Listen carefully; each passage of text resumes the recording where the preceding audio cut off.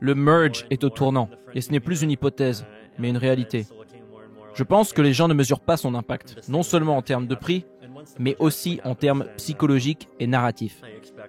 En termes de récit, je pense que les gens ne prendront la mesure de son importance qu'après que la transition ait été faite.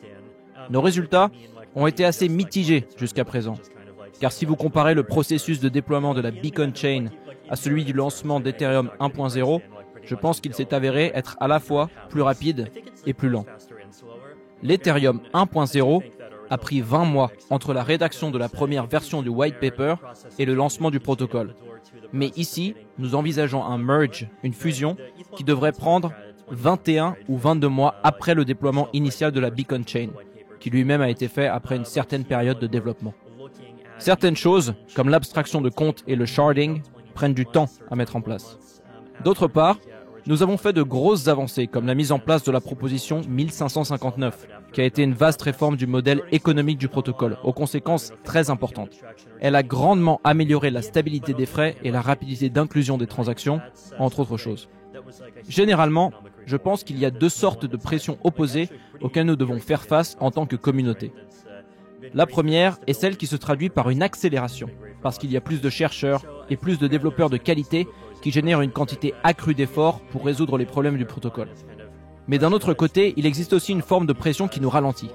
Par exemple, l'envie d'éviter de casser des choses par inadvertance, le désir d'implémenter les changements sur plusieurs clients différents, de s'assurer que nous avons conduit suffisamment de batteries de test, ou encore le désir de construire simultanément toute l'infrastructure autour du protocole. Lorsque Ethereum 1.0 a été lancé, il n'avait pas cet écosystème massif d'explorateurs de blocs et d'infrastructures annexes que la Beacon Chain a déjà à disposition. Donc je pense que le fait que ces deux sortes de pression existent est sain. À mon avis, il est important pour Ethereum de conserver une approche où nous n'avons pas peur d'essayer de nouvelles choses, même si cela génère des problèmes.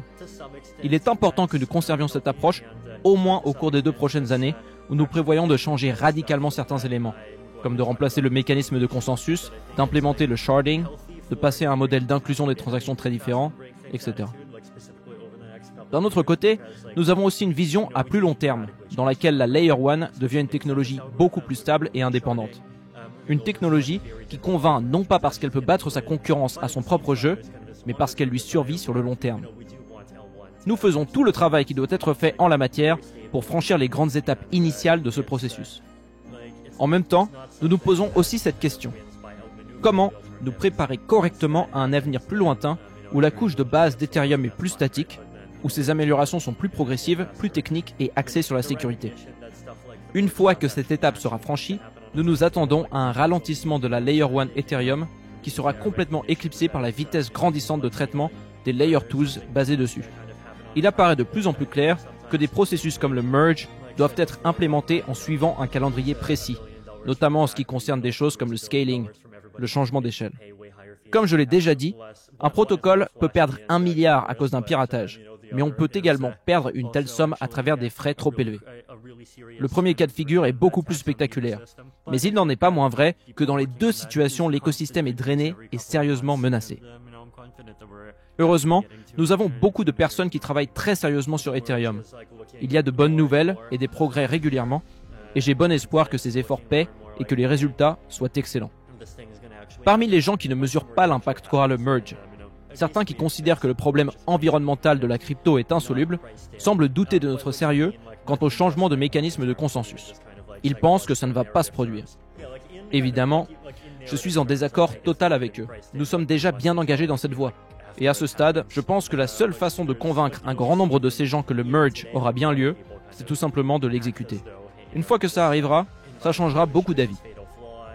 Je pense que récemment, les déboires de la stablecoin Terra et de Luna ont permis à notre communauté d'apprendre une leçon importante. Ce crash est arrivé à un moment où les théoriciens crypto commençaient vraiment à être démoralisés. Parce que si vous pensiez que tout ce qui offre plus de 10% d'intérêt annuel est au mieux insoutenable et au pire une arnaque, la réalité pendant longtemps semblait vous contredire.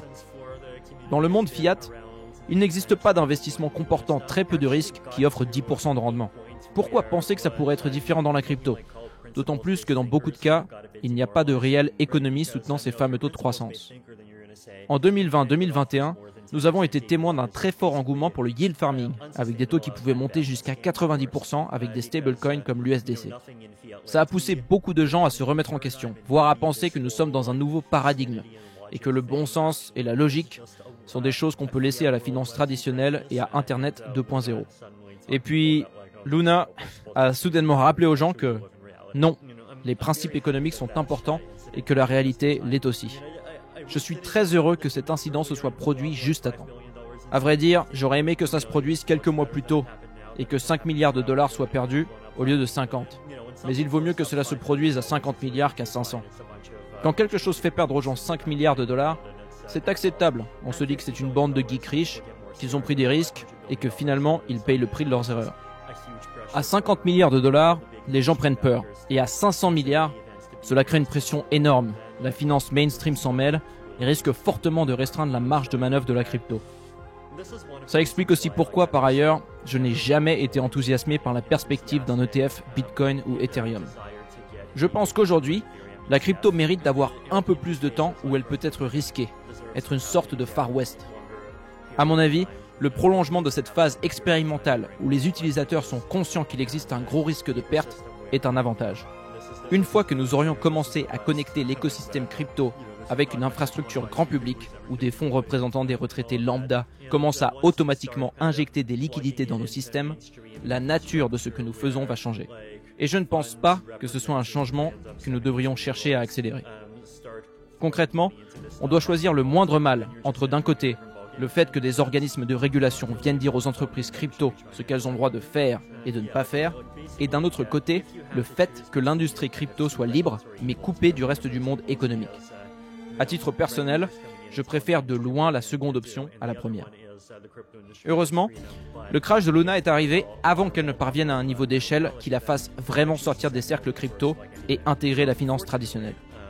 Cet effondrement a rappelé aux gens que, oui, la réalité compte. Oui, les principes fondamentaux comptent. Oui, la logique compte. Et ce n'est pas parce qu'on a eu un rendement de 6% pendant 2 ans sur une application que ça va continuer ainsi et qu'il ne faudrait pas mieux en sortir. Et c'est bien que les gens apprennent cette leçon. La question que j'aime bien me poser avec ce genre d'opportunité est la suivante. Quelle est la probabilité que ce protocole survive au cours des 10 prochaines années? Disons que la distribution est la suivante. 75% de chances que rien de grave ne se produise sur 10 ans. Et 25% de chances que le protocole implose. Cela équivaut à un taux d'intérêt négatif de 2,5% par an. Les avantages que le protocole vous donne valent-ils vraiment moins 2,5%? Très souvent, ce n'est pas le cas. Je pense que pour que les gens commencent à penser de cette façon, naturellement, il est sans doute nécessaire qu'ils aient en tête des exemples récents de protocoles partis en fumée. En d'autres termes, la santé mentale de l'écosystème doit être vivifiée par le sang de ceux qui font faillite. Le fait que la crypto soit un Far West permanent, où le risque est omniprésent, a tendance à faire oublier que les frontières de ce Far West sont en mouvement, et qu'il existe un nombre grandissant de choses qui étaient risquées par le passé, mais qui ne le sont plus aujourd'hui. En 2014, un simple exchange faisait partie de ce domaine risqué, ce qui n'est plus le cas actuellement. Les gens savent qu'Uniswap fonctionne bien. Encore plus simplement, la capacité des utilisateurs à conserver leur crypto de manière fiable s'est améliorée, tout comme la possibilité de conserver différents types de jetons sur un portefeuille, de faire du trading en toute sécurité, d'échanger ses cryptos contre de la monnaie fiat, et ainsi de suite. Les histoires de vol et de piratage de wallets, qui étaient monnaie courante en 2013 et 2014, se sont calmées, et maintenant les choses vont nettement mieux, notamment grâce à des technologies comme les hardware wallets. Je pense que d'ici 2 ans, les choses se seront encore améliorées grâce à la démocratisation des méthodes de récupération sociale. Les portefeuilles multisignatures se banalisent pour les organisations, même s'ils ne sont pas encore très utilisés par les particuliers, mais je pense que c'est principalement un problème d'expérience utilisateur. Donc, c'est comme si on avait un Far West qui se déplaçait constamment de plus en plus à l'ouest. Ce n'est pas comme aux États-Unis, où une fois qu'on est arrivé en Californie, c'est terminé, mais plutôt comme à Singapour, où on continue de construire des terrains et à s'étendre sur la mer. À ce stade, il me semble que 20% de leur pays est constitué de tels terrains, sur lesquels ils peuvent construire en toute sécurité.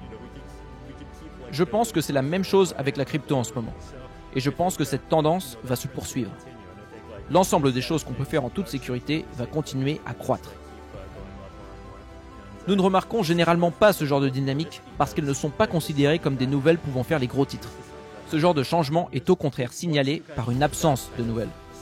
Apprendre à remarquer ces absences, c'est une compétence intéressante que l'on peut développer et qui permet de découvrir de nouvelles informations. Si vous essayez d'obtenir des informations à jour sur un événement où il y a beaucoup de propagande et beaucoup de discours très incités commercialement, la capacité d'écouter ce qui n'est pas dit est souvent celle qui permet de découvrir les choses les plus intéressantes.